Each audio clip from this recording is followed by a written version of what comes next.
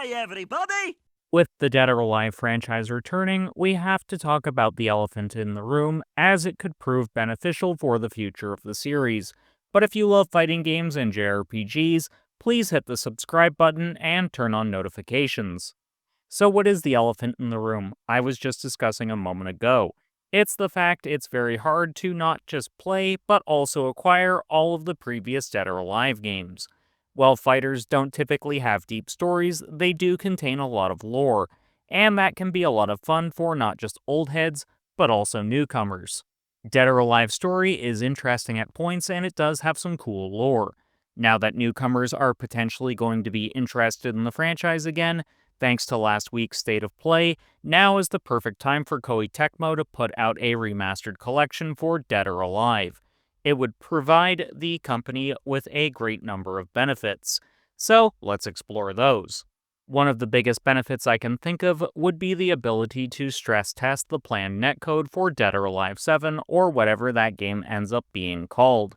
In this day and age, fighting games can either be incredibly successful if they have brilliant netcode, or they can die a death of 1,000 cuts akin to what happened to the latest entries in the Soul Calibur and Dead or Alive franchises. Though those games suffered the same fate, I know which one I'd rather be playing, and it sure as hell isn't Dead or Alive 6.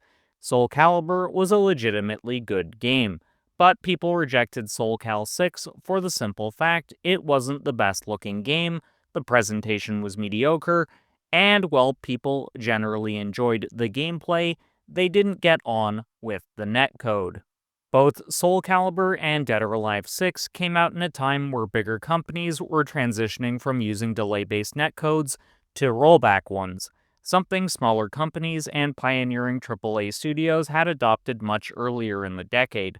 Look no further than Killer Instinct from 2013, or an indie darling like Skullgirls.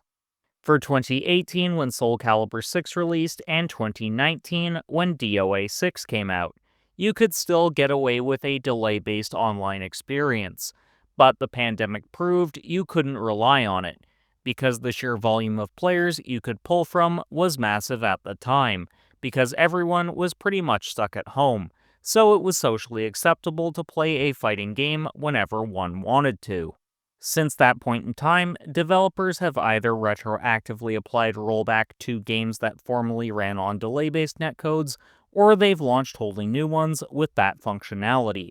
I'm in no way expecting Koei Tecmo to apply this to the upcoming re-release of Dead or Alive 6, even though it would be a welcome addition. Hell, if they re-released 5 in this supposed collection, I wouldn't expect it either, as it's probably more trouble than it's worth to go back and rework it.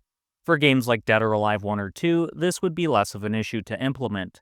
With 3 and 4, it also probably would be a spot of bother to do it, but they could probably do so. Tangent aside, a remastered collection is probably the best and cheapest way for Koei Tecmo and Team Ninja to stress test the potential netcode implementation for the next Dead or Alive game. Because if they opt to not rock with rollback, the next game is just going to be dead on arrival, much like 6 was. Albeit, a lot of 6's problems were down to confused marketing and the fact the game just wasn't as much fun as its predecessor Dead or Alive 5 Last Round, which is not only one of the most beloved Dead or Alive entries, but also one of the most beloved fighting games ever made. There are other things that could sink Dead or Alive 7, but I feel those are outside the scope of this video, so let's cover some other reasons as to why a remastered collection makes a lot of sense. This is probably a thanks Captain Obvious type of point, but it's kind of a required statement in this day and age. A remastered collection would just help with the funding of a new Dead or Alive game. Fighting games operate on razor-thin margins unless they're one of the big boys like a Street Fighter, a Tekken, or a Mortal Kombat. That's not my dogging on Dead or Alive, or other fighting games that operate on a middle-of-the-road budget. It's just a fact of how things are. So if Dead or Alive 7 is going to get the biggest possible budget it can, then it's going to need all the support it can get, and a remastered collection is just one of the most efficient ways for Koei Tecmo to do so. Plus, it's not like they can currently profit from the older games, which are confined to older hardware, At this point, you pretty much need to go out of your way to acquire the first and second games. Then for 3 and 4, you're locked to the Xbox ecosystem. This brings us neatly onto the next reason a DOA remastered collection makes so much sense right now. If you figured out that reason though, let me know in the comments section. So if you answered with the interest is there right now, congratulations, you answered correctly. At this point in time, the interest for past Dead or Alive games is there. In the last few days, I've had community members and random friends messaging me about what Dead or Alive they should play to get into the franchise. I've defaulted to Dead or Alive 5 Last Round for the simple fact it's one of the most content-rich games, and it has the best tutorial system for newcomers to come to grasp with the triangle system and what the game expects of the player. But I know a lot of people refuse to start a franchise unless they play the very first game and see how things have evolved mechanically. That's certainly a valid reason, albeit I think it holds far less water in terms of fighting games. But with the interest there, Team Ninja could do something akin to the Capcom fighting game collections. Even if it doesn't include online modes, the interest would still be there. For the simple fact, people want to experience older Dead or Alive. Hell, even I want to, since my experience is confined to just 5 in all of its iterations, and 6.